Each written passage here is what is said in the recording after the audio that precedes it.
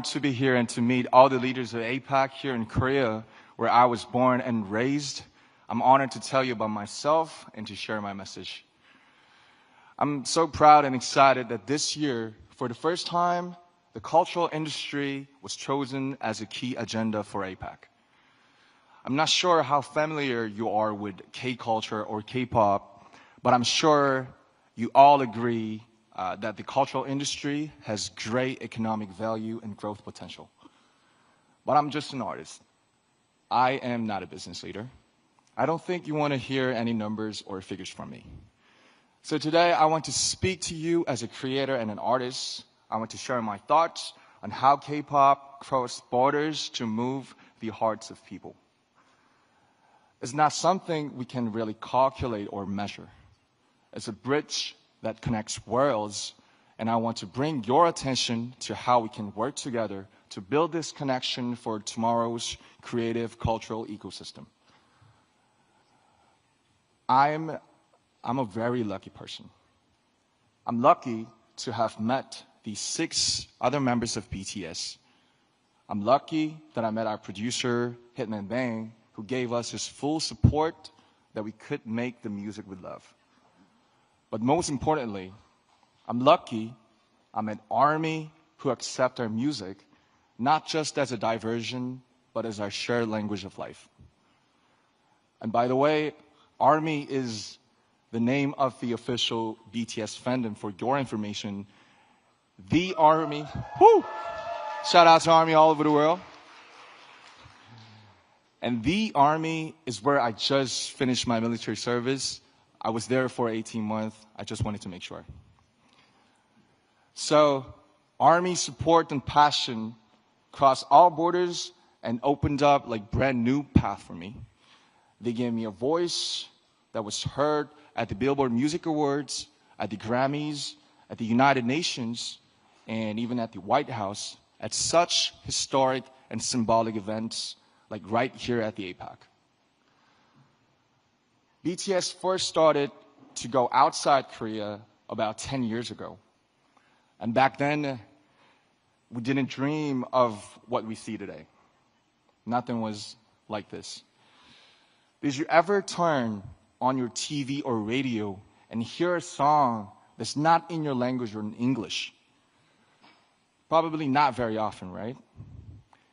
I felt how hard it is to ever hear a Korean song in an English-speaking country.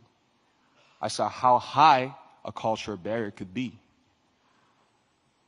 At that time, the music of BTS was quickly called non-English foreign culture. Trying to get on mainstream media through our music was like doing an experiment and a huge challenge. It was a test to see if music in Korean can work on the global stage. We tried to get on TV to show the world our music, but the doors were closed and would not move. But, as you know, we couldn't just sit around and wait. We tried to make our own opportunities. We danced in the streets. We handed out flyers to free shows.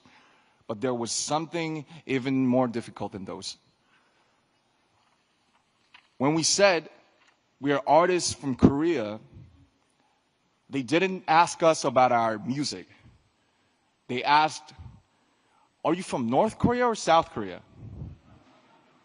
Where on earth is Korea? So we had to explain where Korea was before we could even talk about our music. And that was the reality. But we overcame those barriers, and now I'm here today sharing this precious moment with you.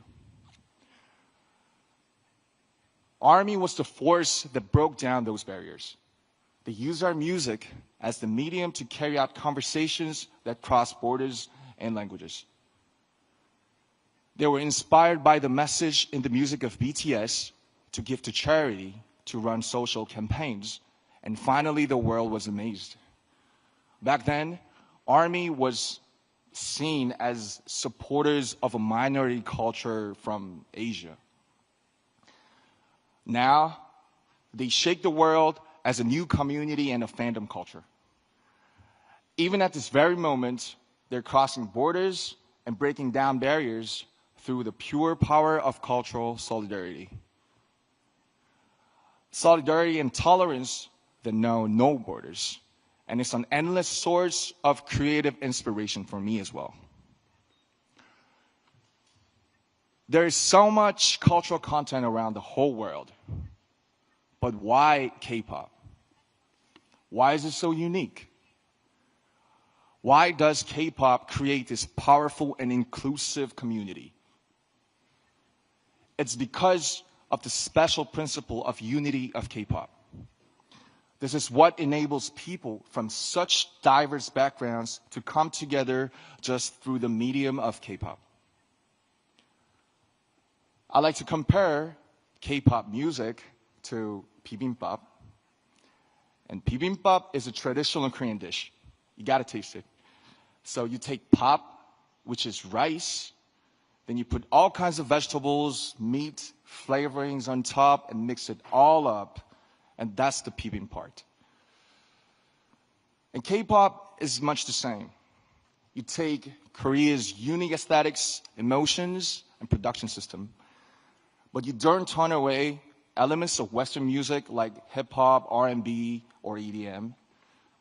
Just like bibimbap, these parts all keep their unique identities, but mix together to make something new and fresh and delightful. K-pop is not just a genre of music. It is a 360-degree total package of music, dance, performance, visual style, storytelling, music video, and even social media. K-pop's success didn't happen because one single culture was better.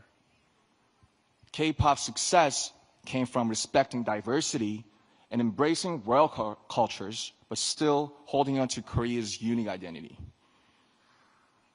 When cultural barriers come down and different voices harmonize together, there's an explosion of creative energy.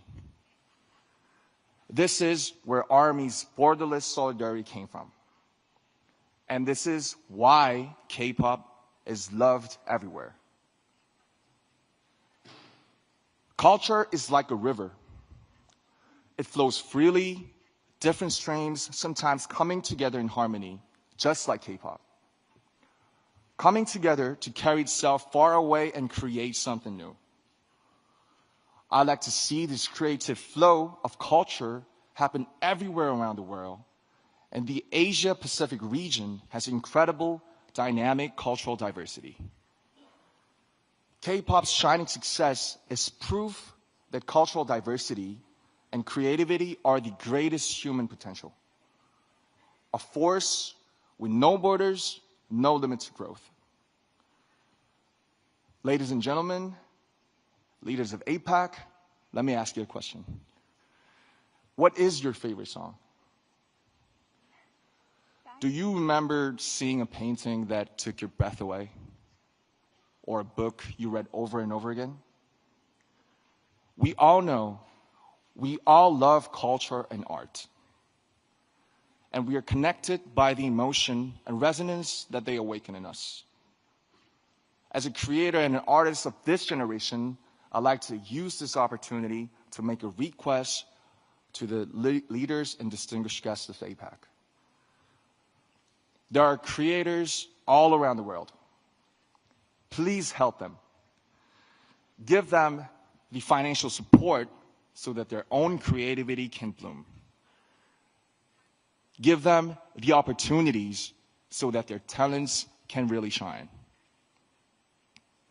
When you think about investing in tomorrow's generations, think about culture as well as economics. Culture and art are a powerful force that moves hearts. They are the fastest messengers that carry diversity and resonance. As the leaders of APEC, your policies and support will be the canvas and playground for all the creators. The foundation for creators all over the world to pour out their creativity. When creators flourish, other elements of culture gather to form brand new aesthetics. Their content will go beyond all kinds of differences. They will blaze a road of true understanding and tolerance. They will create the power of solidarity for the future. I, too, stand by the vision of APEC. A vision that will drive diversity, inclusion, and growth through culture and creativity.